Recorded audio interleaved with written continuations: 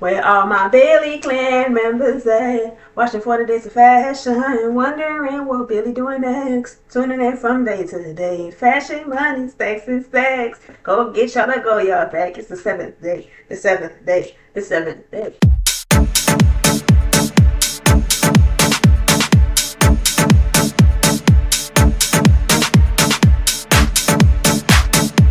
So check these. I'm gonna be showing y'all how to do some hand sewing today. So y'all gonna need a hand sewing needle and y'all gonna need some thread. So to demonstrate, I have my pieces of fabric that I'll be working on to show y'all the types of stitches. And let's get started. I'm using some pink thread because it contrasts best for y'all to see it. And the first one I'm going to be doing is a blanket stitch. So blanket stitches are one of the most common hand stitching techniques. So we're going to start off with that right quick.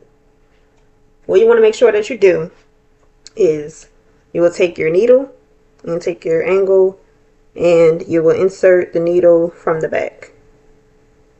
I'll move some out the way. You will insert it from the back. Leave a little tail. And then you will bring the needle to the back again and then bring it forward like that. And then before you pull it all the way through, you're going to wrap it around. So I've started most of the stitch and I'm going to just continue going in this direction. I'm going to put my needle back here, a good little ways away from the other stitch, pull it all the way through. And before I go back, when I put my needle back into the fabric, before I pull it all the way through, I'm going to wrap the thread around and then pull it, and it's going to make a loop. Here's our completed blanket stitch. As you can see, it starts to get neater right here. I didn't do that well on this side, but it does start to get neater right here. And this helps to finish the raw edges for a blanket. One of the stitches we do for hemming is a slip stitch. And that's where we're going to take our thread and we're going to find a fold. So I made a fold right here. You can see. I'm going to find a fold. You're going to slip the thread in between the two sides of the fold. So like, of course, the fold has like the open side right there. And in the middle, we're going to just basically just slip it through in between that. Okay, so for our slip stitch, we have our fold. Okay, and this will be the garment fabric right here. This will be the fold that we hem. And we're going to basically just attach them together. And what we're going to do is we're going to take the thread and we're going to maneuver the thread in between the fold like this. Have a little tail. And then what you're going to do is take a small part of this flap, this part that's not folded, a small section, like a really, really small section. Alright, you're going to pull it all the way through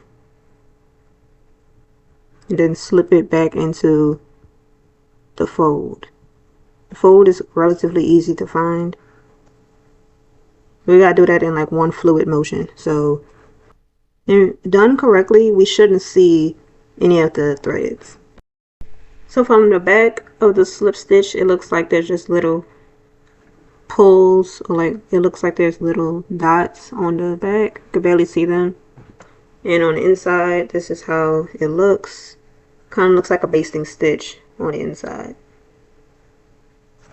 And as you can see from the front, there's no thread seen, oh, except for this part that's like put inside of this when we started. But other than that, there's no threads. This is our blanket stitch.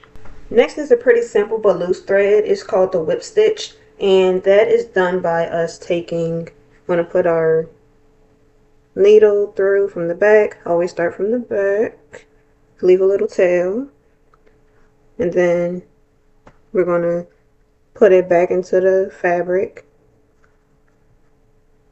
Don't pull all the way down because your tail's going to come out. And then you're going to just start forming diagonal stitches along the fold and the loose fabric, just like we had. Let's see, I started there.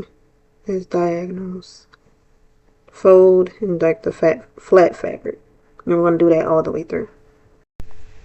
So here is the finished whip stitch from the front. So it looks on the back. Next we're going to do our catch stitch. Now this one is a bit more trickier than the slip stitch, guys, but it's going to be okay. And we started from my right to the left, but now we're going to go from the left to the right. And what we're going to start doing is kind of how we did the slip stitch, but we get like a small portion of it. We're going to start off by doing that on the folded fabric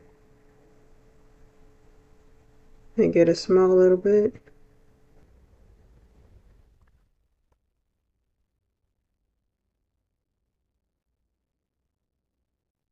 And then we're going to get a little bit from the fabric that the fold is laying on.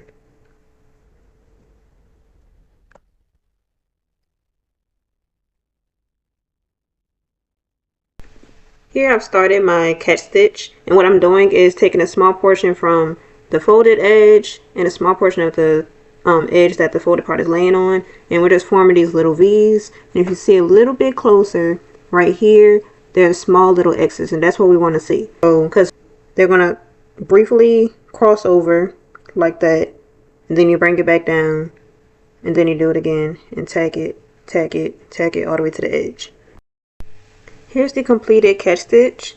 Like I said, it's very similar to the slip stitch, but instead of us going through the folds, we're just staying like on the surface of the fabrics. And we're forming those X's and the little crossovers to form this triangular V-shape-ish kind of shape. And it's a really strong stitch, as you see. I'm pulling and it's not coming loose. And we will use this in tailored garments. And it also has like the little dots like we see on the slip stitch. Once again, they're so small and so practically invisible you could barely see them. But we also formed those like we did for the slip stitch. Last but not least is just a basic back stitch. So we're gonna, and this is as if we were doing it on a sewing machine, but with our hands. And we're gonna start from the right and go to the left. You're going to insert the needle from the back like we've been doing, and then move the needle a bit, probably about 1/4 of an inch over, and pull it back from the front to back. And then you're going to do the same thing and poke your needle in just to make sure that it's the same width, and pull it from the front back to the front, and repeat that process. So here is the back stitch. It kind of looks like a lock stitch that we would do typically on a sewing machine, and this is how it looks on the back.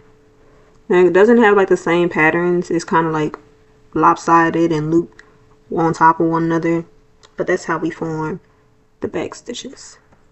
So those are our 5 stitches: the blanket stitch, whip stitch, slip stitch, catch stitch, and the back stitch. These are just a few basic hand sewing techniques that I decided to show you all. They're really useful for if you have some things that you need to hem at home personally, or for other people, or if you just really want to start the basics for fashion 101. It's important to know how to both do hand stitching and stitching on the machine. In some cases, especially for couture, there's going to be a lot of hand stitching involved. Like, it's mostly hand stitching. So that's also a start to the different techniques that are needed to know how to do those skills. But it also depends on if you want to become a designer, what type of clothing you want to make. So if you want to do more high end clothing, haute couture, then you would do the more involved techniques. If you want to keep it simple or just do some hemming on the side, do some alterations, and do maybe ready to wear,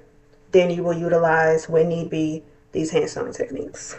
Thank y'all for watching, and come back for day 8.